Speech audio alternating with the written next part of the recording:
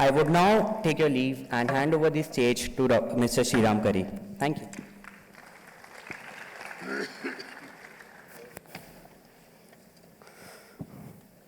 Thank you so much for the lovely introduction, and thanks to the organizers for giving me this honor. I've never played cricket in my life, but now I know what the feeling is of those bowlers who get ready to bowl to Sachin Tendulkar.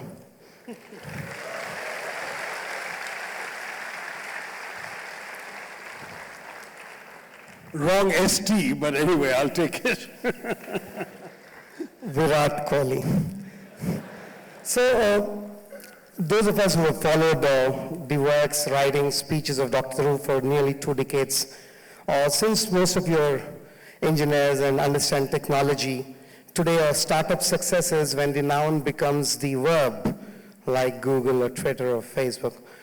His first mega success in a literary sense was the great Indian novel, where the noun became an adjective, almost, and everybody has wanted to write the great Indian novel ever since.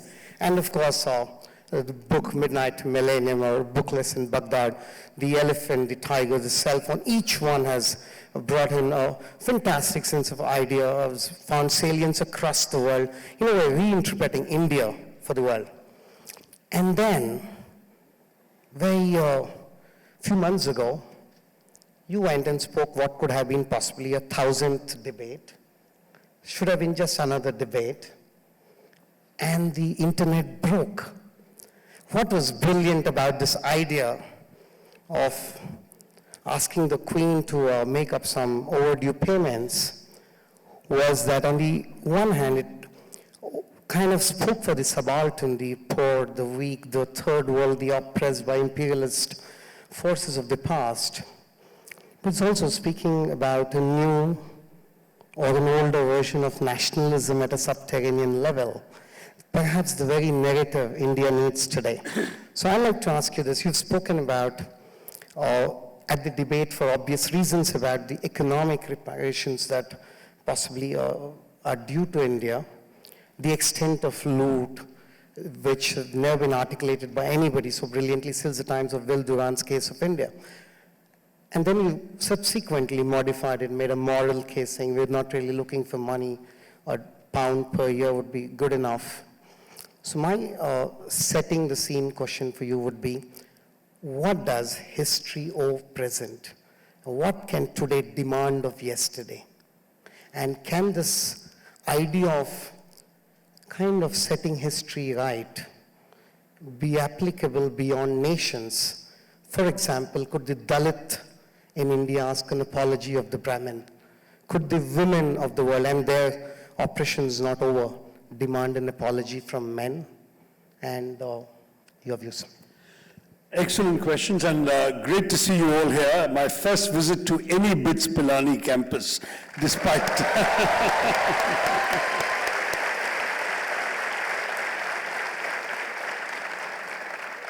Despite your fellow campuses in Pilani and in Goa having invited me, I've just not been able to work it out to go there. But Hyderabad won out, so great to see you all. So Mr. Curry's question, I think, is an important one. First, on the question of reparations, I should clarify that the reason I said that, there's no point really trying to prolong the reparations argument is because you cannot truly quantify the enormous amount of damage done to India, Indian society, and the Indian people by 200 years of colonial rule. How do you place a value, for example, on the 35 million lives lost to totally unnecessary famines created and sustained by British policy? How do you quantify the values of the lives of people massacred by the British? And so on and so forth. So ultimately, putting a value on it, putting a number on it and saying you have to pay this much makes, to my mind, no sense. And that's why when the Oxford Union asked me to speak about reparations, I focused on colonial atrocities, and I ducked the question of reparations by asking for a symbolic £1 a year for 200 years, simply because the debate required something to be said on reparations. But I know as a former bureaucrat and former minister that no one would want to administer such a payment for 200 years, so it's not going to happen. What I think the British really ought to do is not reparation so much as atonement. And the atonement I ask for consists of two different things. One is quite simply to teach the truth about colonial history to their schools. They don't do it. The week my book came out, there was an article by a Pakistani journalist in The Guardian who said she had raised 2 children in the best school in London, Westminster. They had done A-levels in history and they hadn't learned a line of colonial history. So I said, this kind of historical amnesia, brushing these realities under the carpet, is, to my mind, wrong, and they need to know. I have always argued that you can't read Jane Austen without realizing that the lifestyle she describes was being sustained by the sweat of the slaves working on the sugar plantations of the Caribbean. Slave money, colonial loot built many of the grand mansions of England, sustained many of the wonderful buildings of London, financed the Industrial Revolution, and the English are blissfully unaware of all of this. In fact, I'll come back to Mr. Curry's larger question in a minute, but just on that subject, I think just teaching is important. The second thing I ask for is an apology, and that's what's leading towards his question, because the apology that I seek is on behalf of the British people and government and the British Crown, in whose name many of these atrocities were committed, to the people of India. Now, obviously, the objection given by many is that there's nobody alive in Britain today and nobody in the British government today who was in any way responsible for the atrocities in India. There's hardly anyone alive in India today who suffered directly from British colonialism, so why bother with an apology? In fact, one British critic rather amusingly wrote, by this standard, why shouldn't we ask the government of Italy to apologize for the Romans feeding the Christians to the lions? But I find that very specious argument, because obviously there is no direct connection between the Roman Empire of those days and the Italian government of today, whereas it's the same British Crown and the same British government in succession to the earlier ones that actually presided over the ruination of India. But more important, because what was done in the name of an entire people. I'll give you 2 examples. Willy Brandt, the German Social Democratic Chancellor, went to Poland and sank to his knees at the Warsaw Ghetto in apology to the Polish people and the Polish Jews in particular for what the Nazis had done to them during World War II. Now, Brandt, as a social democrat, was totally innocent of any taint of the Nazi atrocities. In fact, social democrats like him had been persecuted by the Nazis. So he need not have apologized, but he felt as head of the German government a kind of collective responsibility embodied in his office that he should apologize to the entire Polish nation for what had been done in the name of the German people. The second example is even more recent. What Brandt did was 1970. Last year, Justin Trudeau, the Prime Minister of Canada, apologized in the Canadian Parliament to the people of India for the Komagata Maru incident. The Komagata Maru was a Japanese ship laden with Indian refugees fleeing the British Raj, who were turned away from the port of Vancouver. And pretty much everyone on board met a rather grisly end, either on the high seas or at British hands when they came back.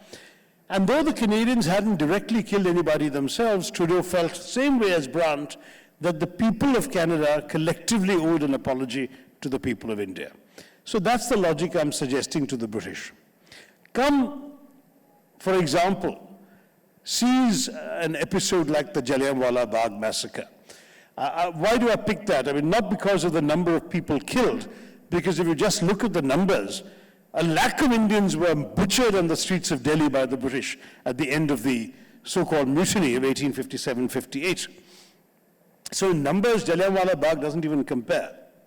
But what I feel makes it the single most emblematic atrocity of the British Raj was everything that surrounded it. First of all, India supported the British in the First World War at tremendous cost to itself. Because the British promised responsible self-government at the end of the war, by which most Indians understood that we'd get the same sort of dominion status that the white Commonwealth, Australia, New Zealand, Canada, South Africa enjoyed, and that means we would have more control over our own affairs. But the British, having milked India for everything, we gave cash, we gave money, medicines, clothing, food, animals, vehicles, even rail lines were ripped out of the Indian soil and shipped off to aid the British war effort. And 1.3 million Indian soldiers fought under arms for Britain. The sum total of the Indian contribution in today's money is estimated at 80 billion pounds sterling.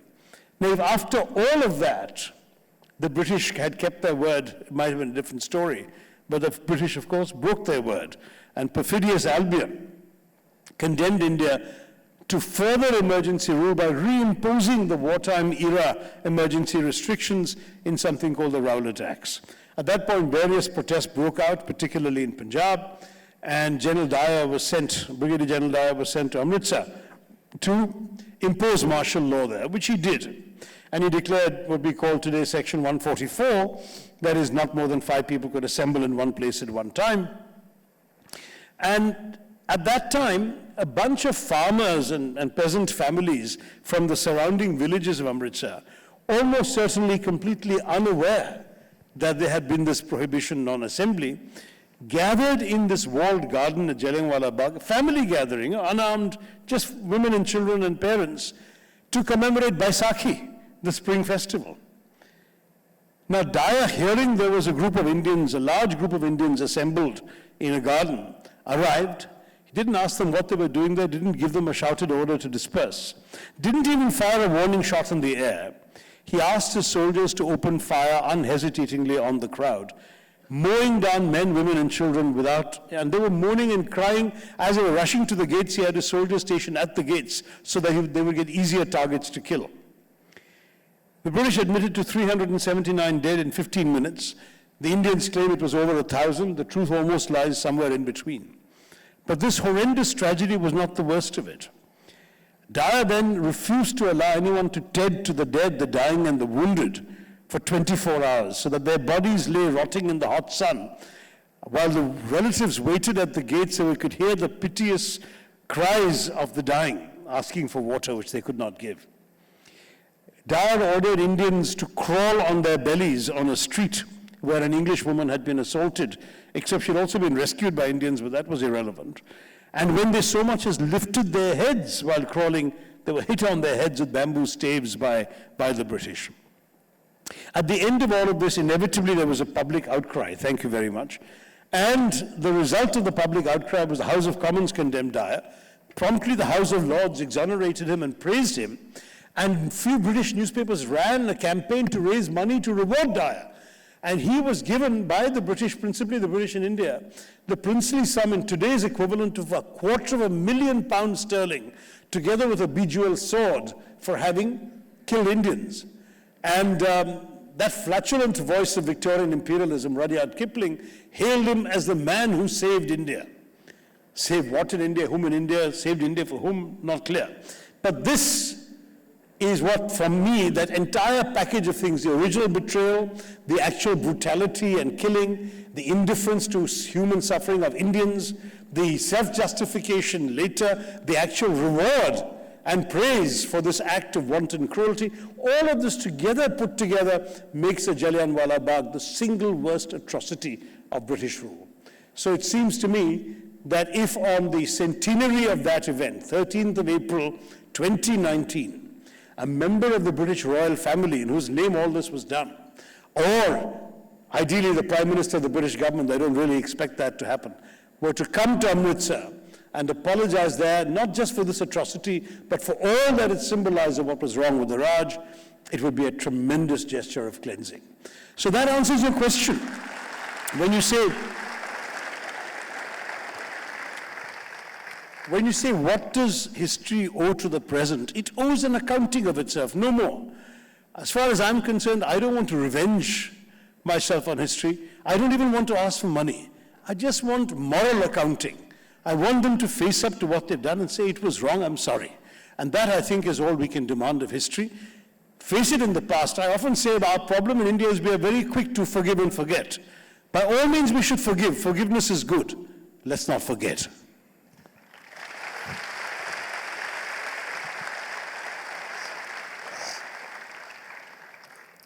I'll do the first opinion poll of sorts. How many of you feel you agree with Dr. Tharoor that the British government, ideally the royal family or the PM, owes India an apology as a symbolic act? If you believe it's his right, raise your hand, please. How many of you believe she should return the Kohinoor back? What? Get the Kohinoor. Okay, some of you want that colored stone out of that old lady's hat. You have called Niall Ferguson and several others apologists for the empire who said the railways benefited, may not be the intent of England. English language has benefited. The, in a sense, the three most benevolent contributions of the empire, as some of them argue, free press, the rule of law, the parliamentary institution, a sense of integration of lost India into a modern civilization and a narrative like that. So these are the things that have happened during and because of the British. You do dismiss it saying that I don't need to be colonized to have tea in my backyard, or the cost of the railways was double or even 10 times that built in Canada, etc. But are you, when the apology does come, also willing to say, such as it was not the intent, such as it was barbaric, did the British help or leave India something good at all? Would you be willing to acknowledge it? It's a fair question, and I will acknowledge it with one very major caveat. And that is that not one of these things was actually intended for the benefit of Indians. When the British brought these things to India, they brought them for their own profit and their own control of this country, and their ability to extract the resources of this country and take it off to England to prosper there. It was not meant for us. The fact that we now have them and that we have been able to turn them around to serve our purposes, our democracy, our economy, is to our credit, not theirs. Now, the examples that Mr. Curry raised, if you look at railways, the British created the railways to extract Indian resources from the hinterland, which is otherwise inaccessible by animal-drawn transport, and take them to the ports to ship them to England. And also to send troops into the deeper recesses of India to put down potential rebellions. That was the only purpose. They didn't build railways for Indians to travel conveniently from one place to the other. Far from it. Any advantaged Indians was purely incidental, and what is more, they built it charging a ridiculous amount of money to the Indian taxpayer. In fact, they guaranteed such a high rate of interest, it was double the rate of interest available from British government stocks at the time. And between 1850 and 1875 in the London Stock Exchange, there was no single more profitable investment than investing in the Indian railways. You wanted to guaranteed make money, you put the money in the Indian railways, and the Indian taxpayer would have to pay you whatever the railways were spending. And in fact, they spent, as Mr. Curry has already explained, 9 times per mile of railway in India what they would spend to build the same mile of railway in the US or Canada. Only because they didn't need to worry about expenditure control, because the Indian taxpayer was paying anyway. We were exploited for every bit of those railways, and the Indian passengers, when finally these third-class carriages were added with their wooden slats for benches, 22 people to a compartment, our Indian passengers paid the highest passenger rates of any railway in the world, higher than the US and so on in those days, while the British companies paid the lowest freight rates of any companies in the world, because the railways were there to serve British interests, as simple as that. So if after 1947, the lines we have built have all served our transportation needs, the conditions for passengers have improved, ticket prices have dropped, so now we're paying amongst the cheapest railway ticket prices in the world. All of that is because Indians have turned this around to serve Indian purposes. Similarly, the English language, I agree that it's a great benefit. We've got this language, we're all able to communicate. I mean, there's no question that in our personal lives, in our social interactions, as well as in our national life and governance, English is a huge asset to us. And in the globalized economy of today, English has helped. But the British never intended Indians as a whole to have English. They wanted English to be taught to a very small, narrow class of interpreters between themselves and the governed. They wanted this buffer community, which Macaulay described famously or notoriously as Indians in blood and color, but English in taste and opinions and morals and in intellect, quote unquote, whose sole job would be to help the British rule the rest of the Indians. At no stage was there any campaign to offer the benefits of English language education to the whole of India, because they were here for the money. And the last thing they wanted to do was to spend more money educating Indians. They made that very clear. At no stage. When they left India, they left us with a literacy rate of 17%. Why? They had no interest in educating the masses. What is more, if Indians then seized upon the English language and turned it around and made it into an instrument of nationalism, where Dadabhai Nauroji could write his first attacks on the British drainage of resources from India. R.C. Dutt, who also translated the Mahabharata into English, could write about the economic exploitation of India. Jawaharlal Nehru could write the discovery of India in English. All of these were not the intended objectives of the British introduction of English. They were the unintended consequences, if you like, that once you introduce a language with it, you open up a world of ideas, of educational possibilities, and indeed, Indians will seize this and turn it around to their advantage. And so they did. But why give the British more credit for it than they deserve? Thank you for English. We'd much rather have learned it from an attractive VSO than from a British Master Sergeant's boot. But that's unfortunately the way we got it.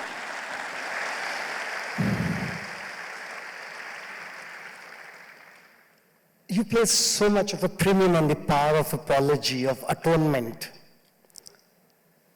If Congress had, and it's a bit of a counterfactual here, if Congress party had apologized for 84, in 85, 86, 2000, 2001, would Modi have been even possible? It's an excellent question. I did call. I mean, in 84 and subsequently, I have condemned what happened at the time and thereafter, and those of you who have read some of my earlier writings will know that, because the one good thing about whatever I say is that I have a paper trail of more than 30 years in this country that people can look at to judge for themselves if I'm being honest or consistent or not. And I have consistently, in fact, I spoke to Dr. Manmohan Singh when he became Prime Minister and asked him to do what indeed he subsequently did, to apologize to the Sikh people for these atrocities. There's no question about it. Earlier you asked about the Dalits, and I think that in many ways our constitution itself and the whole affirmative action program is an act of apology to the Dalits for millennia of discrimination and oppression of that community merely by the accident of birth. So apologies in that sense are very, very healthy. But Mr. Modi could also have apologized for 2002, and I've not heard one coming from him yet.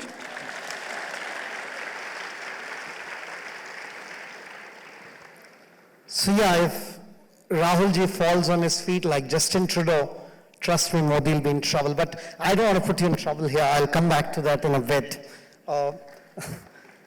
Could I be the devil's advocate for the empire for one last attempt and say, you say cricket is a game actually should have been invented by an Indian. Cricket was an Indian game accidentally discovered or invented by an Englishman. You dismiss cricket, you dismiss chai, you dismiss English. No, I love chai and cricket. Look at me, this is it. But he's the only congressman who still has chai. Anyway, so no, let me explain. This is an unfair charge. It has to be defended. Chai, I admit in the book as well that we would not have the organized cultivation of tea in India were it not for the English. Because we had tea growing wild in Assam, but we never cultivated it. The truth is that the British were buying tea in China and shipping it expensively to England. And they said, we own a good chunk of Asia by owning India, why don't we try and grow tea there? So they actually sent a secret agent with the improbably James Bondian name of Robert Fortune to China on 3 successive missions to steal tea leaves. I mean, tea roots and bushes. And 3 times he stole the tea and smuggled it in, 3 times the plant died. So the British were despairing about this, and suddenly an English Scottishman, I think, walking in the hills of Assam, saw something that looked like tea, it turned out to be tea, and they organized cultivation. So there I give the British full marks. But they were not growing tea for us, my dear. They were growing that tea in order to ship it to England and save the money they were spending on buying tea in China. That was why they were growing tea in India. And right up to the beginning of the 20th century, they made no effort to market tea in India. There was a tiny quantity of tea re-imported from England for the British in India to drink.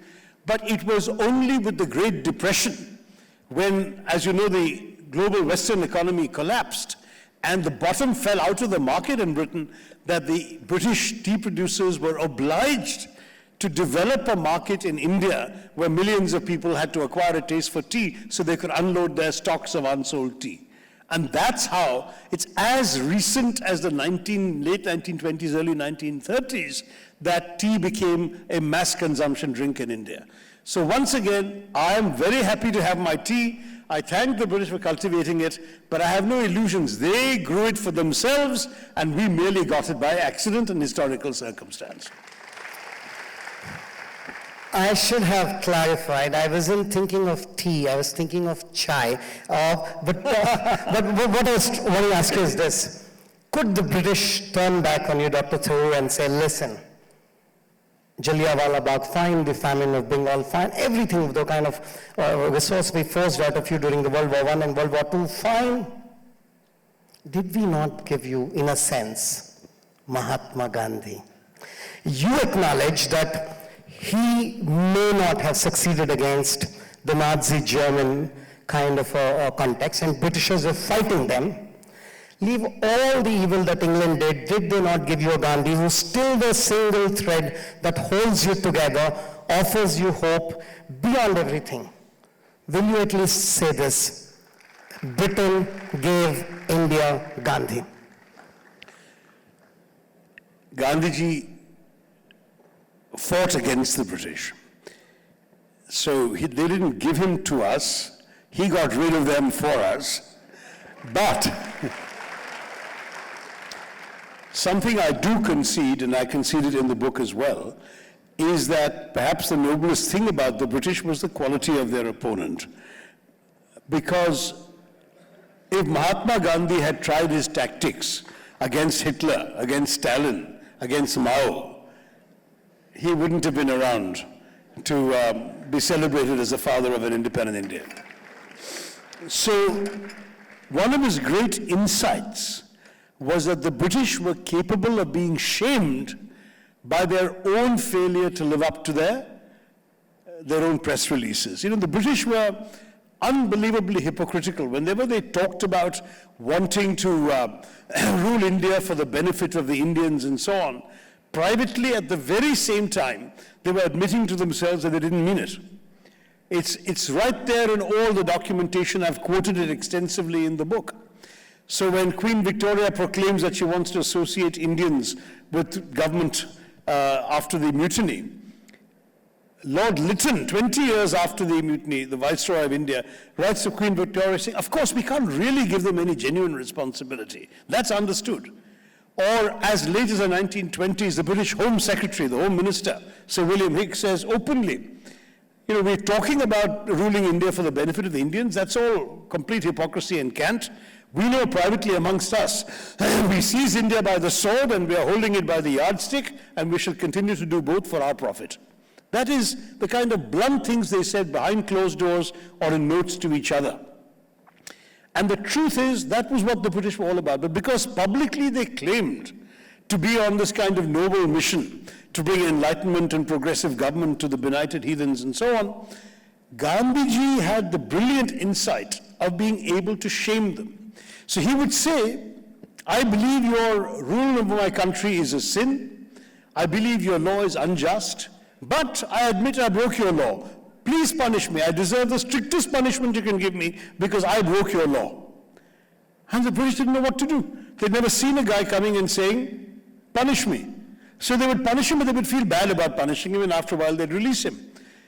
Gandhiji's other technique, the British had no answer for, which was that he inflicted suffering on himself. He said, I will show you the error of your ways, not by knifing you or throwing bombs at you or hitting you. I will punish myself. and you see if you can live with that punishment. Now, in the case of the British, they couldn't. So when Mahatma Gandhi started fasting and the whole nation's attention was riveted whether he'll live or die from his fast, the British would get into a panic and concede whatever it was that he was asking for in order to get him to end his fast. But again, as I said, if you had tried that with Hitler, Hitler would have cheerfully let him starve to death, and no journalist would have been able to report it. So this much I will grant the British. They were capable of being shamed by their own performance, and the brutalization of India by the British, therefore, was remediable, and as Mr. Curry said, I think we were able to find, through Mahatma Gandhi, a figure who was able to embody techniques of opposition that have since been admired around the world. Gandhiji never won the Nobel Peace Prize, but half a dozen of his followers have been given Nobel Peace Prizes in various countries ever since. So that achievement was there. So, he's brilliant. This conversation, all the videos, however, cannot be a substitute for your actual experience of reading the book.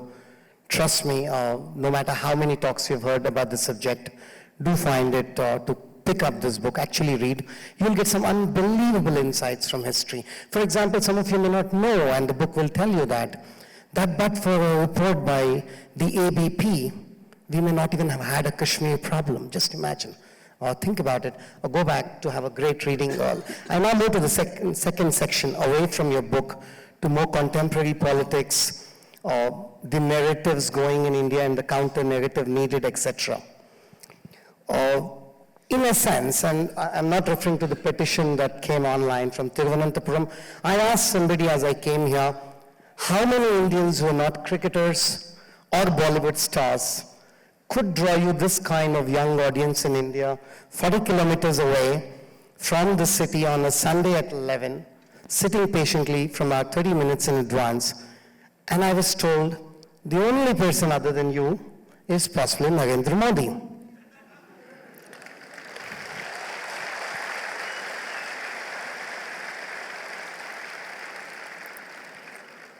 In this book, you digress for a brief while to showcase a kind of preference for the presidential form of democracy and argue that it's better suited to India. At this point of time, it can't be a more disastrous suggestion for Congress, your party. Do you really think a direct de facto, de jure presidential form of election is good for India? Is it the right time against Modi? And if so, in case it is not Rahul Gandhi, do you know of anybody in your party who might better face Modi?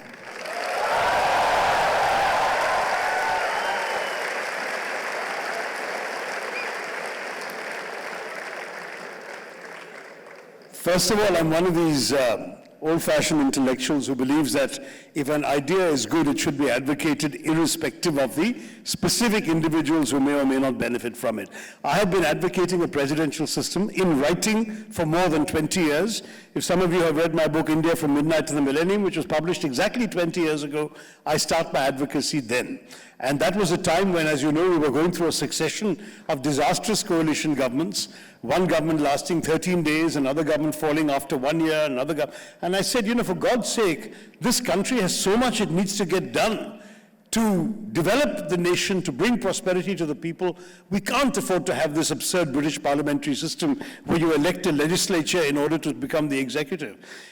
The idea of a separation of powers is something which is deeply enshrined in my convictions and in most political theory, that the judiciary has an independent role, the legislature has to have an independent role, and the executive has to have an independent role, and the three balance each other. And the only way you can do that is by electing the legislature to legislate and hold the government accountable, and electing the executive to form the government and run the country, and appointing the judges to actually interpret the laws according to the light of the Constitution. This is a classic function, and as far as I'm concerned, the British parliamentary system might have worked in a tiny island nation where even today the largest constituency is about 100,000 voters, 1 lakh.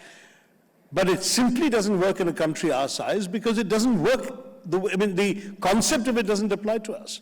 We have a series of multi-party elections. We've had for 25 years, until 2014, inconclusive results with no majority party. We have condemned ourselves unnecessarily to inefficiency when what our country needs is action, results, outcomes. That's why I believe in the presidential system. And frankly, I think that to test an idea by whether one particular individual will benefit from it or not is, to my mind, irrelevant to studying the merit of the idea. In fact, the very first time this theory was floated was when Indira Gandhi was Prime Minister. And of course, everyone opposed it, including today's BJP leaders, saying, no, she'll become a dictator. Well, hello, there's nothing in our system preventing a Prime Minister from exercising authoritative and authoritarian tendencies, as we've seen with Indira Gandhi during the emergency, and as we may yet see with Mr. Modi, who's running a prime ministerial system in a presidential way. So I don't think we should let individuals come in. Now, having said all of that, and I can, if there are questions about the details of why I believe what I believe, I'm happy to address them. But to come back to Mr. Curry's thrust of argument, you talk about what can the Congress party offer as an alternative to Mr. Modi. And let me tell you very bluntly, what we can offer is not, in the present parliamentary system, is not one prime minister versus another particular prime minister. We are offering you a choice of two different styles of leadership and governance. On the one hand, you have the man on the white horse with the drawn sword, the man who has all the answers, who will solve all your problems, who charges in on a stallion and cuts through the knots that are tying this country down. That's the message that is being sold to you on behalf of Mr. Modi. And on the other side, we have a party and a leader who says, you know what, I don't know all the answers. Maybe I don't even know all the questions. But I'll listen to you while you tell me what's on your mind, what's bothering you, what do you want to see us do? And I will work with a team of experienced, able, qualified people who together with me will help you find the answers to your problems. In other words, it's a different style of leadership, a different option of governance that we are offering you. On March 11th, as the results from Uttar Pradesh and Uttarakhand came, Punjab!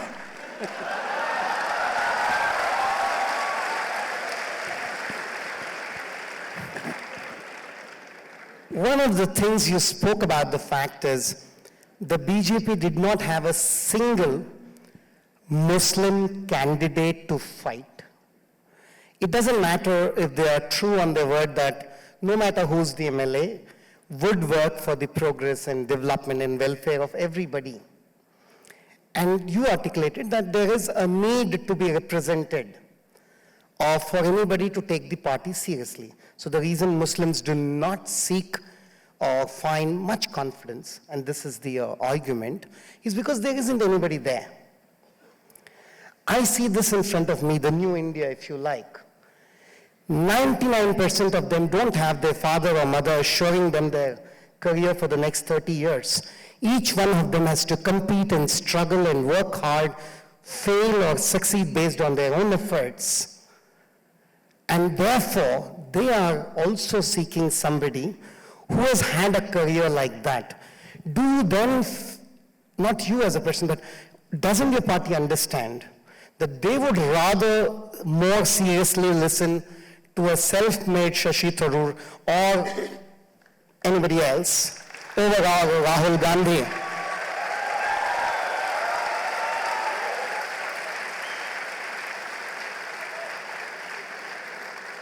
And in that sense, is dynasty anti-democracy?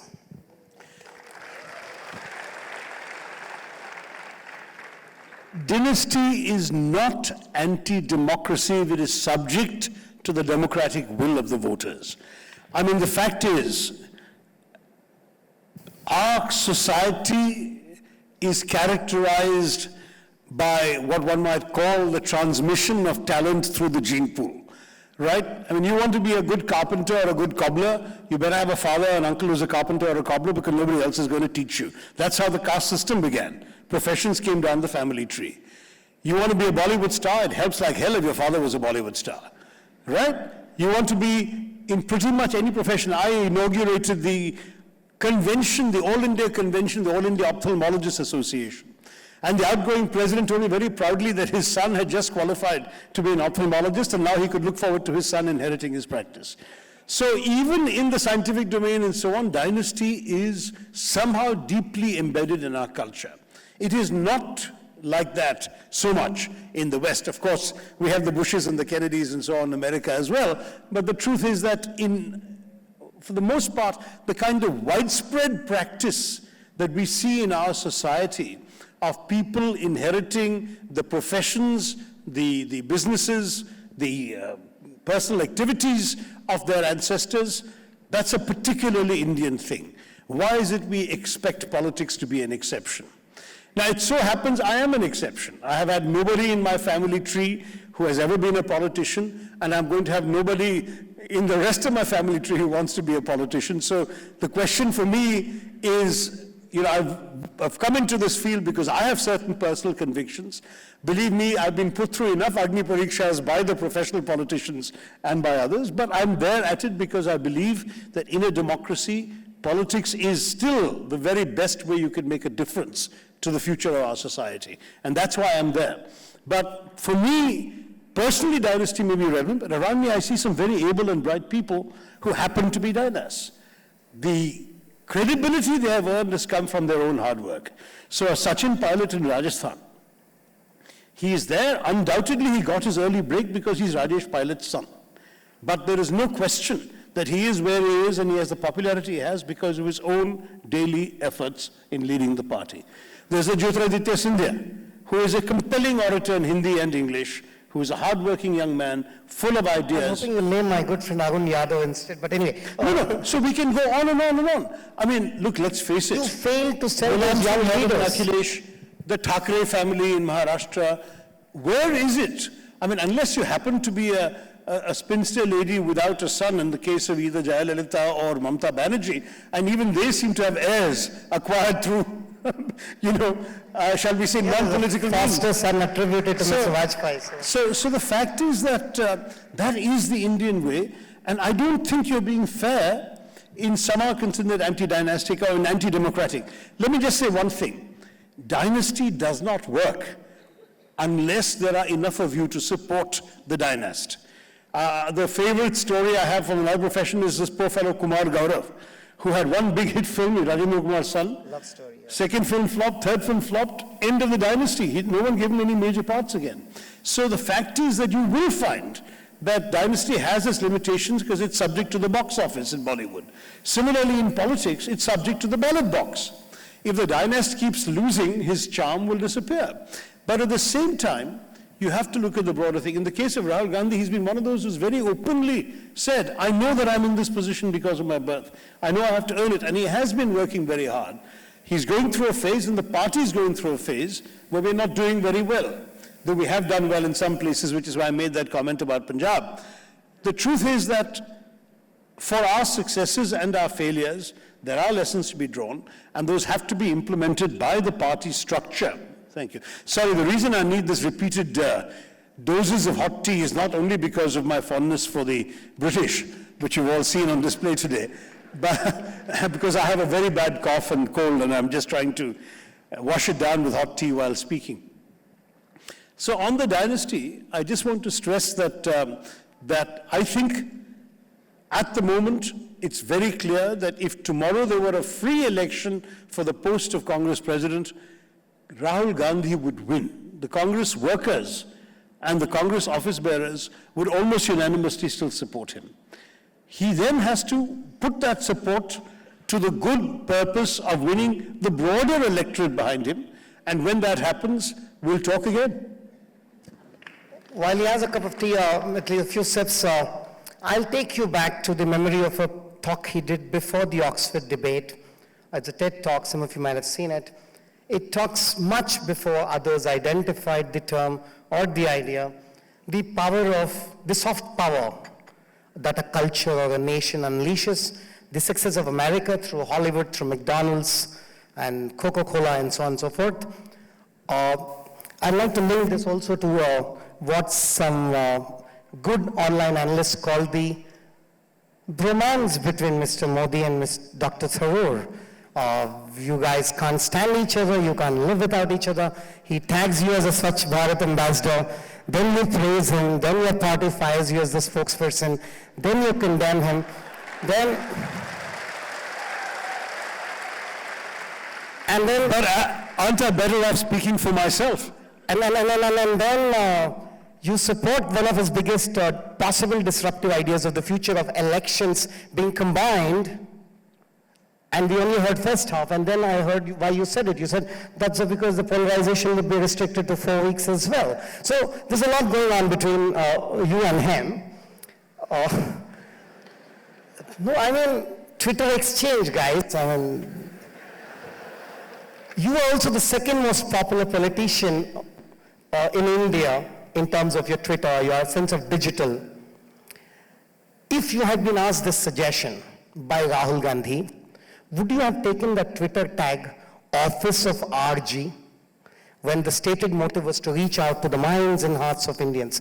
Just that, look at it, Office of RG, that tells you they're missing the digital.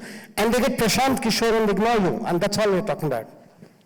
Well, on the office of RG, I actually spoke to RG at that time and said, you know, isn't it better to just call it yourself? And he said, the truth is, I don't have the time to do many of these tweets myself. I believe many of the politicians, not me, but many others, including he believes Mr. Modi, don't actually write their own tweets. They have their name there, others are writing. He would prefer to be honest about it and say that obviously if it goes from Office of RG, it has his blessing, but that he's not personally writing it, and he felt that would be the more honest thing to the public. Now, others may say that sounds unnecessarily bureaucratic, and I know a lot of parody accounts started, people calling themselves Office of so-and-so and all that, but the fact is that's all he meant. He meant that, look folks, these tweets are issued on my behalf, but I'm not physically writing them because I'm running around the country doing other things, and I want my staff to do this for me. And I think you have to respect at least his honesty in admitting that he's not writing those tweets himself.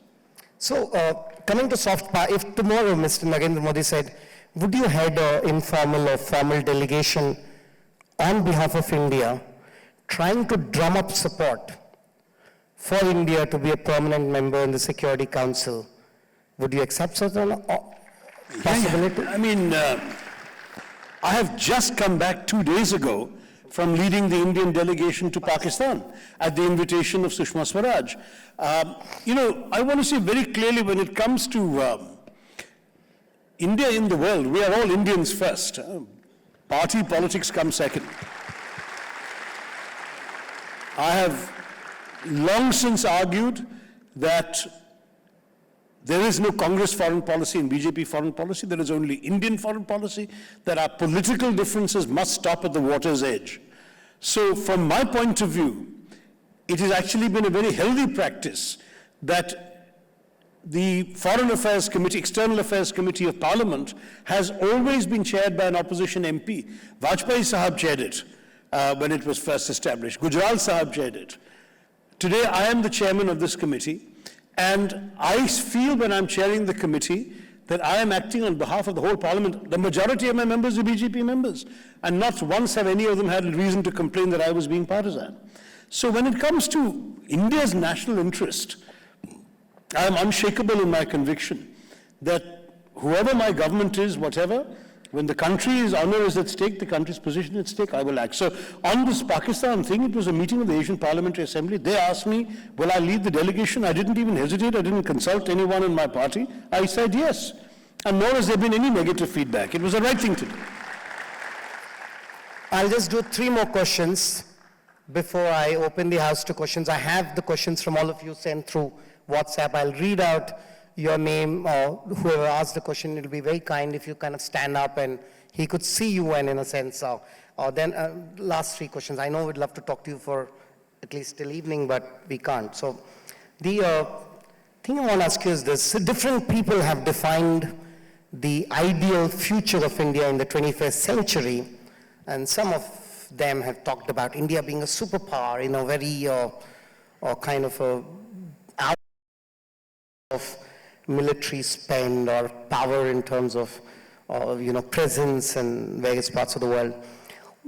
What kind of a future should India aim for in the 21st century? Do you think in the alpha male sense of the word, India will ever be a superpower? Because all the superpowers, Greeks, the Romans, the Spaniards, British, Chinese, Americans, have had only one language in their country.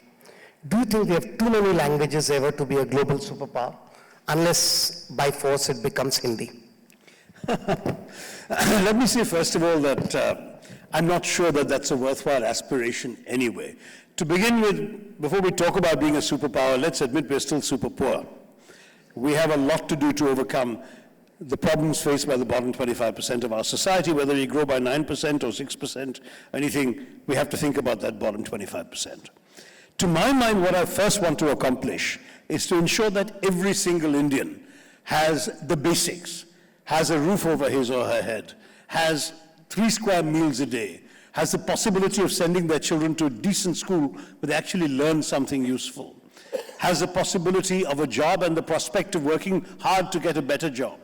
These basic things, and of course beyond that, having a healthcare facility within, let's say, 5 kilometers of their place of residence, having a hospital nearby beyond that, having, if possible, the kinds of conditions that will enable them to fulfill whatever God-given potential they believe they have.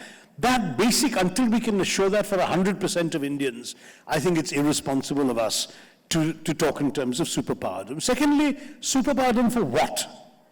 You know, all these illusory ideas, are we trying, a superpower, by the way, by definition is a country that can influence the course of events, the formation of governments on the other side of the world. America could sit in America and change a government in Vietnam. Russia put vote in America recently.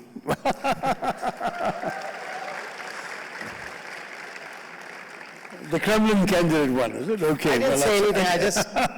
Well, the point is that, do we need that aspiration? Is India going to sit around influencing who becomes the president of Guatemala and why? To my mind, these are not necessarily worthwhile aspirations. Rather, if you look at my book, Pax Indica, India and the World of the 21st Century, I have really articulated a vision for India at the center of a different kind of global system, a system of cooperative relationships, rather like the World Wide Web, a networked world where all countries are connected to each other, sometimes in overlapping configurations, sometimes not, sometimes in distinct relationships, others, sometimes in multiple relations with several, each of whom in turn is part of other connections, just like your internet today. That is the world of international affairs in the 21st century that I see. And it has no room for any superpower. It only has rooms for connections, for connected powers. When I was minister, I rather rashly tried to suggest that we were moving beyond non-alignment to multi-alignment. Well, the phrase never caught on, so I can't rejoice in it. But my idea was very much, I'll just give you one example. Every year, our foreign minister meets with her Russian and Chinese counterparts in something called RIC. Then she adds the Brazilians and the South Africans, and we get BRICS for annual summit. Then she takes out the Russians and the Chinese, and she meets with the other two in what's called IBSA, for South-South cooperation. Or she adds the Chinese but not the Russians, and they meet as BASIC for environmental negotiations. And in each of these configurations, India is a member, and not merely because its name very conveniently begins with that indispensable element in any acronym, a vowel, but also because we have something to contribute to each of these, and we have something to gain from each of these. Now, this is the kind of system that I see happening. You don't need to be a superpower. If you can have an important role in the world through these multiple configurations, if you can have a say in the global system, in the organization and stewardship of the global commons, if you can be at the high table when it matters. For example, I've joked a few times that, you know, in global geopolitics, you're either at the table or on the menu. And we in India have been rule takers from the rest of the international system for a long time. We have now earned through our growth, our population, our military strength, our economic credibility, the right to be amongst the rule makers. But we've had a curious diffidence in playing that role. I want us to be up there. We don't need to be a superpower, but we can be an extremely influential country in a networked world to determine the course of the planet in the 21st century. The last question on this theme before I go to careers and what young people can learn from you before going to their very questions. What I want to ask you was this. In a sense, are we still slaves of the empire? So many of the laws that hold us, gender orientation, sexual orientation, you're trying to fight it as a private member, and you don't find support beyond point. In that sense, is the empire still around? Are we still slaves of a past? And what can we all do to break away from that? I mean, IPC is mid-1800s section aimed at controlling an enemy population. That is the power with which a modern SI books an FIR today. You're so right. And in fact, that again is a section of my book where I have inveighed against the Indian Penal Code imposed on us by Macaulay with his Victorian attitudes and with the colonial desire to suppress, as Mr. Curry says, the subject people. And this is what we have sadly stuck with. I'm dismayed that my own nationalist leaders, who were victims, for example, of the sedition law, under which Gandhiji, Nehru, Annie Besant, so many others were arrested, never took the sedition law off the books themselves when they came to power. They should have abolished it, and I have moved a bill in Parliament to try and get the sedition law amended so it only criminalizes violence or incitement to violence, but not mere speech. The answer to speech is more speech. You're a university, free speech is fine. I tell you, as somebody who is probably older than many of your parents, or at least the age of most of your parents, you have the right to be wrong. This is the age where you should experiment intellectually, where you should hold the ideas you want to hold, and without fear of somebody else jumping on you and saying you're anti-national or you're this or that. I know two good friends in the BJP. I have two close friends in the BJP who are classmates of mine from university, and when I knew them in college, they were Trotskyites and Stalinists. And today they're in the BJP. If I were to reproach them today by their own standards and yardsticks, how they condemn the Kanhaiya Kumars of this world, they would be deeply embarrassed to admit who and what they wrote and said and believed at that time in their student days. But you have to go through a process of intellectual experimentation. In many ways, it is the attempt to sincerely hold a bad idea that teaches you how bad the idea is. So try, if you must. So, we'll extend it. You were at different campus in the city yesterday. You're in a different campus. The mode is different. What these people have in terms of their agenda for future is different. I know this is perhaps unfair to ask, but this campus is apolitical in the sense that no politics, no elections directly. Isn't this a better college as an example for India than HCO? Than HCO, where there's political parties and there's almost a desire to become the arm of somebody. I mean, a university can't be for one person to find a ticket in some elections. Okay, so personally, he was a president of a students' union in Delhi, so. No, of the St. Stephen's College Union, which was non-political.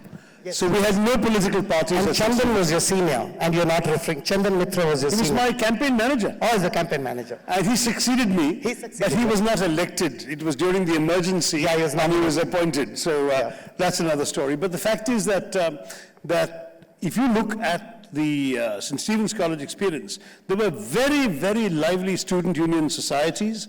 There was a tremendous amount of freedom. I'm talking about those days. I don't know what it's like today. Tremendous amount of freedom even to establish new societies.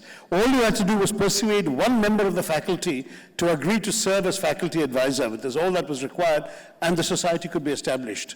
It was very free. That's how I was able to resurrect the Woodhouse Society in St. Stephen's College. We played practical jokes and had mimicry competitions and lots of fun.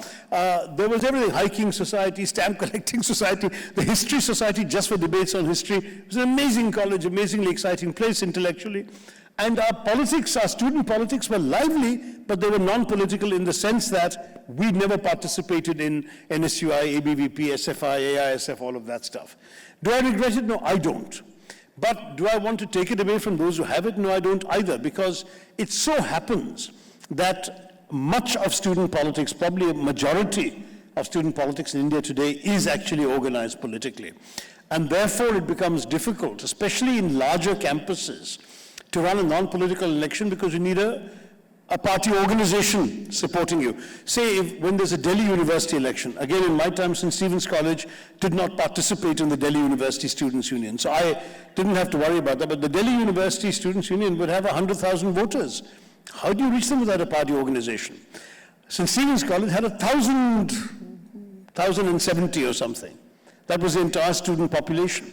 That's an accessible target. Even there, I couldn't have sworn I spoke to every single voter. It would not be possible.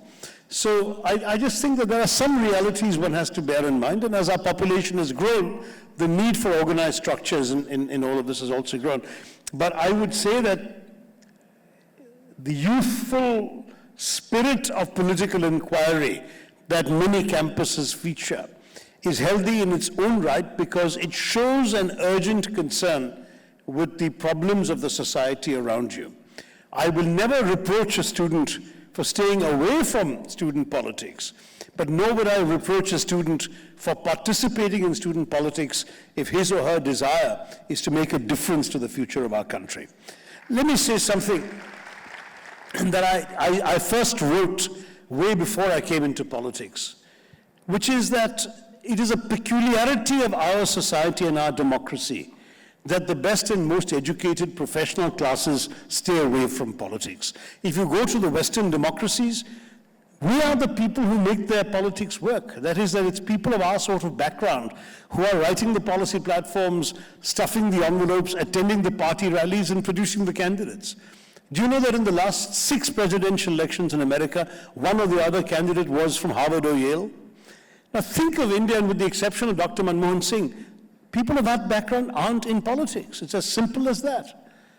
People who have studied in a place like BITS Pilani, and as Mr. Curry says, have chosen to stay away from politics, will probably continue to stay away from politics.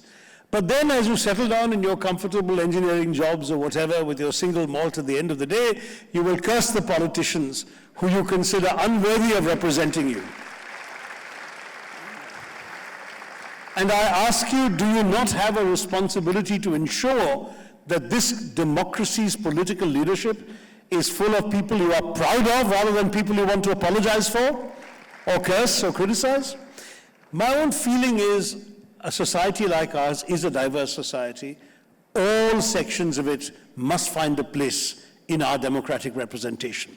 That's why I chose to become the sacrificial lamb, the first person of a non-political, purely middle-class, professional, educated background to come into politics, electoral politics, not the Rajya Sabha route, and try to make my way the hard way. Now, I want to say to you, it has not been easy.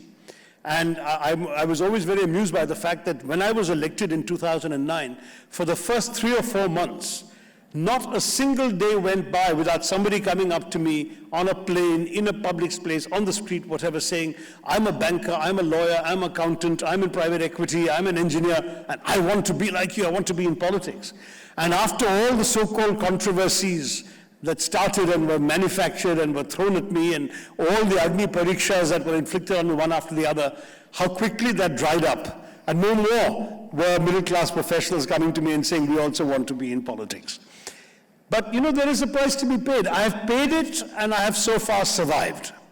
And I have survived because I have faith in myself, and I believe that what I'm doing is because I genuinely want to see change in this country for the better. I want to be a country that, I want India to be a country that people like you and me can also be proud of every day.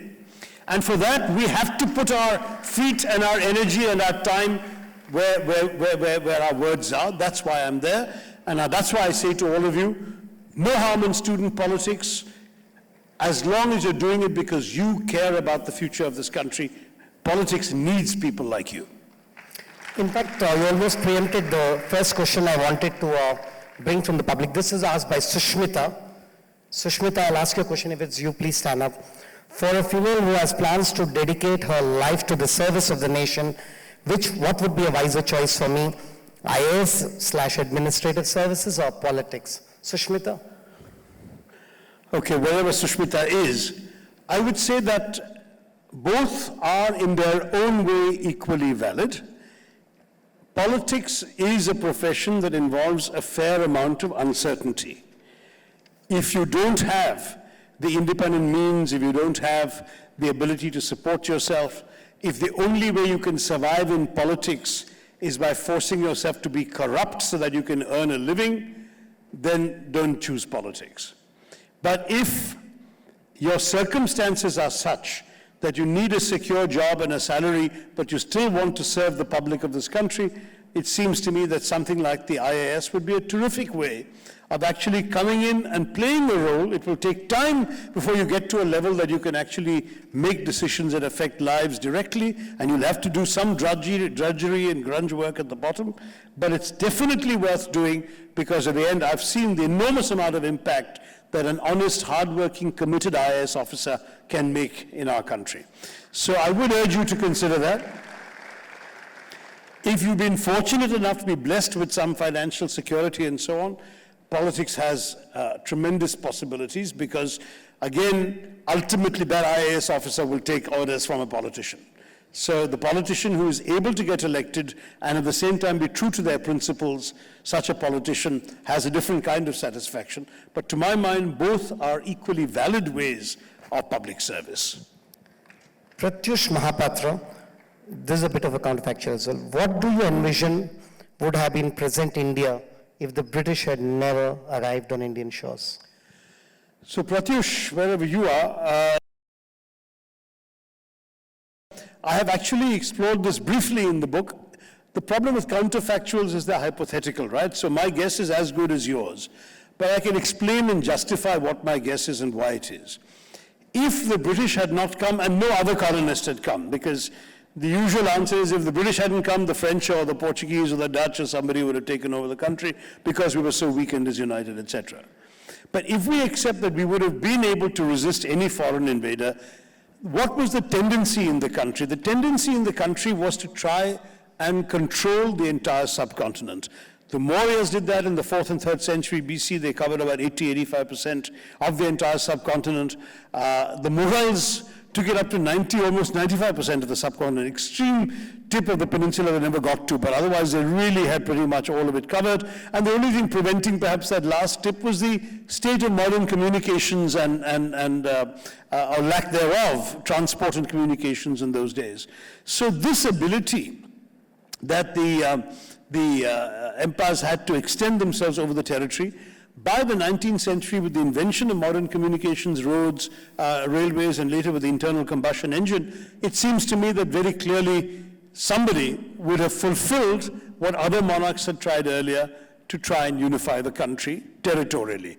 The most obvious candidates would have been the Marathas. The Marathas at that point were spreading right across the country. They'd conquered most of the peninsula, including where we are today. They had gone as far as Calcutta, where they were held back by the British dug Maratha ditch. In Delhi, the Mughal emperor was essentially a hostage of the Marathas.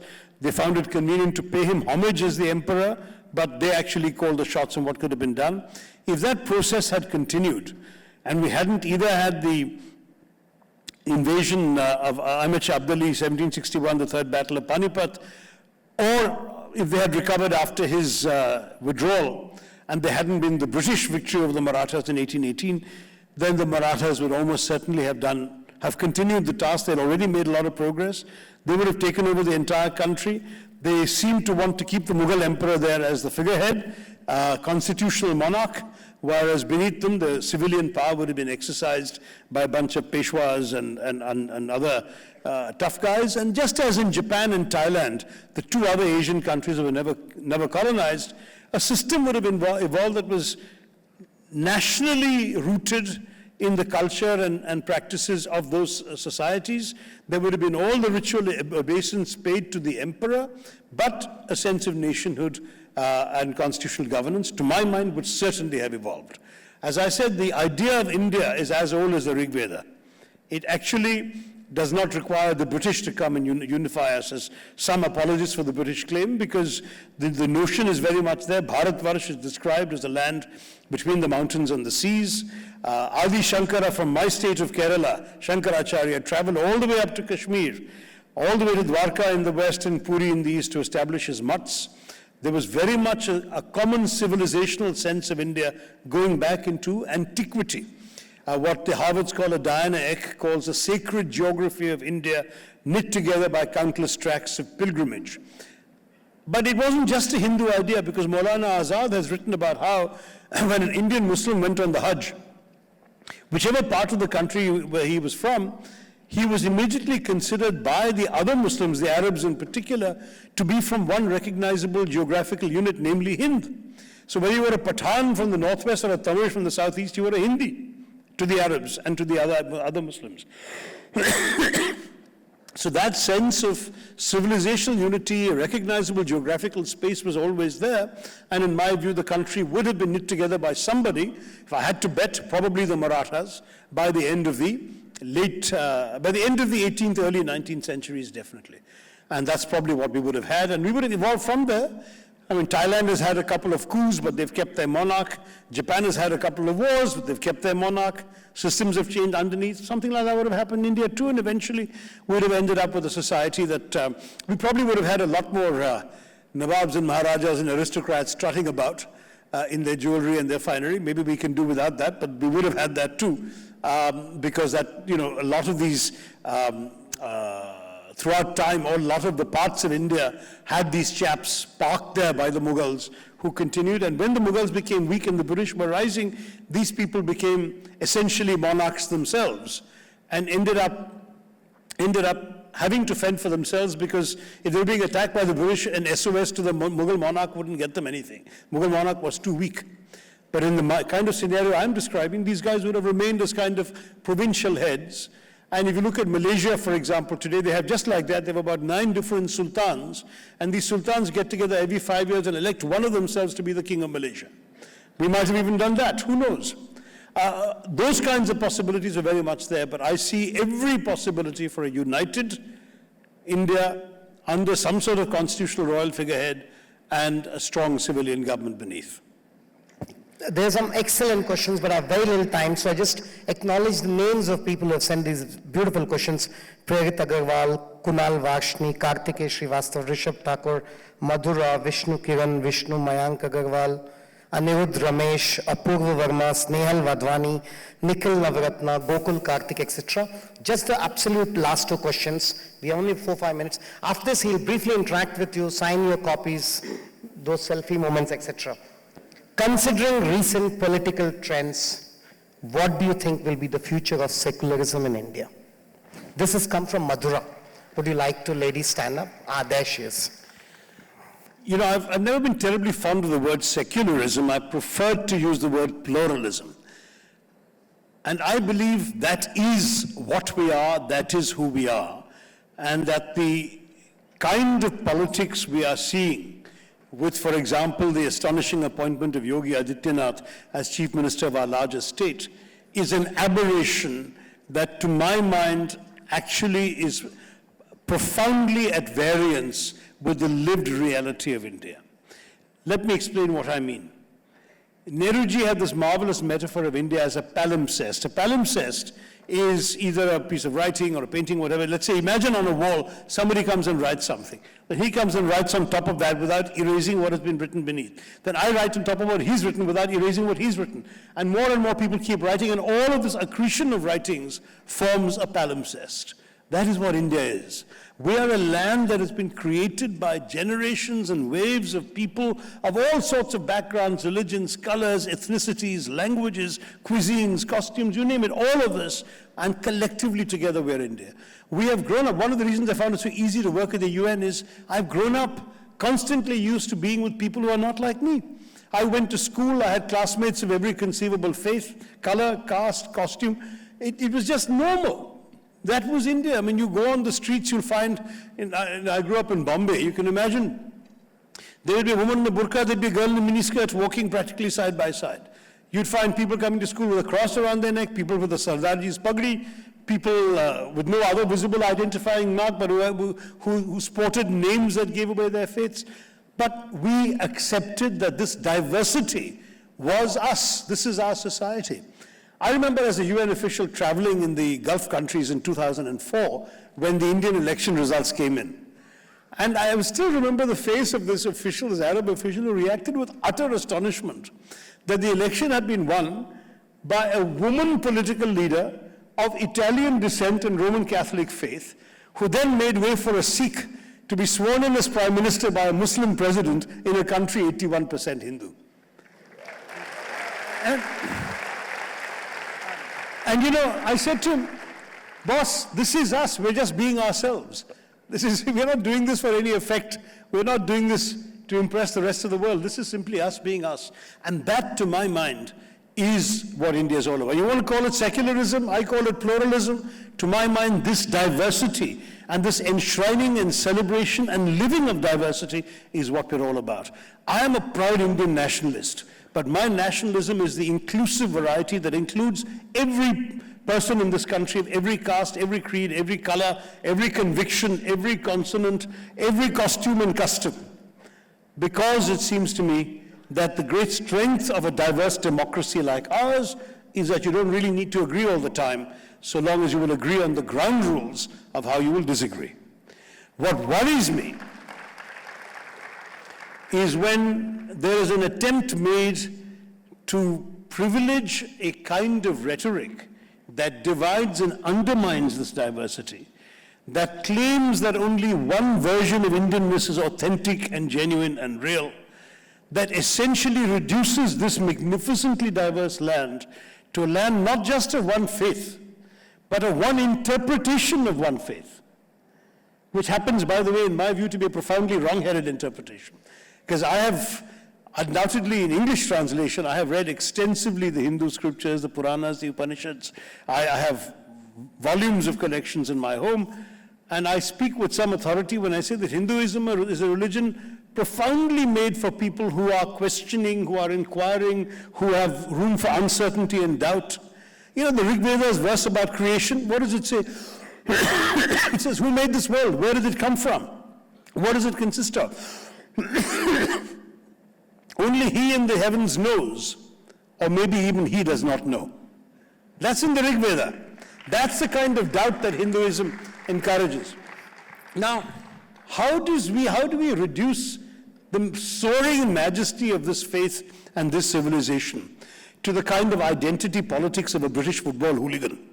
My team, you know, bash everybody else on the head for my team. That's not what Indian nationalism should be about. And I believe as long as there are enough of us who believe in the alternative and fight for it and speak for it, then definitely India's pluralism has a great future. In a minute each, last two questions. What are the three qualities you would recommend every person in this room to have or try to inculcate to have a highly successful global career in the next 20, 30, 40 years in a changing world? Well, one quality obviously is application, hard work, determination. That goes without saying. Things don't just drop in your lap. You have to work for it. Second, I think, is curiosity, willingness to learn. With it comes openness to things that are unfamiliar. You don't ever grow by being closed. You have to be open. And the mind is like a parachute, you know. Functions best when it's open. Keep your mind open, you'll do well.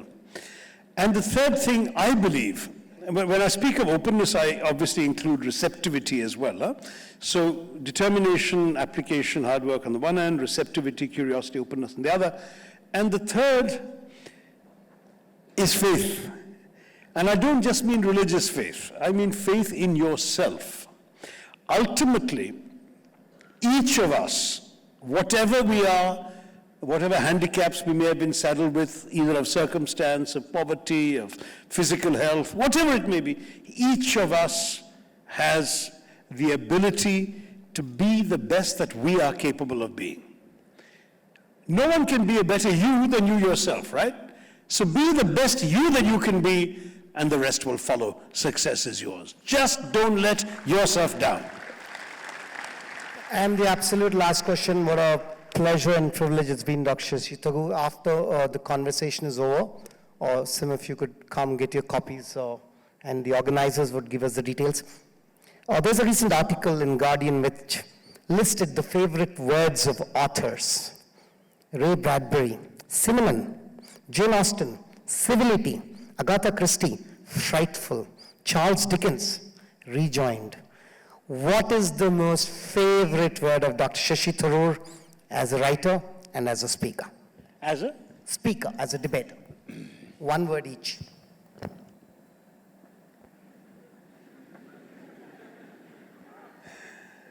I suppose in both cases it probably would be argument.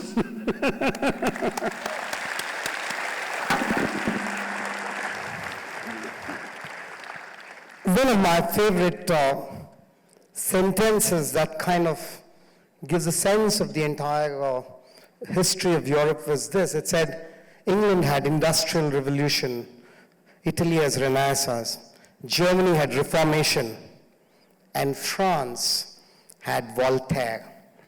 In that sense, I'd request each one of you to stand up for giving the ovation of your life. America has Obama, Canada has Justin Trudeau, India, Dr. Shashi Tharoor.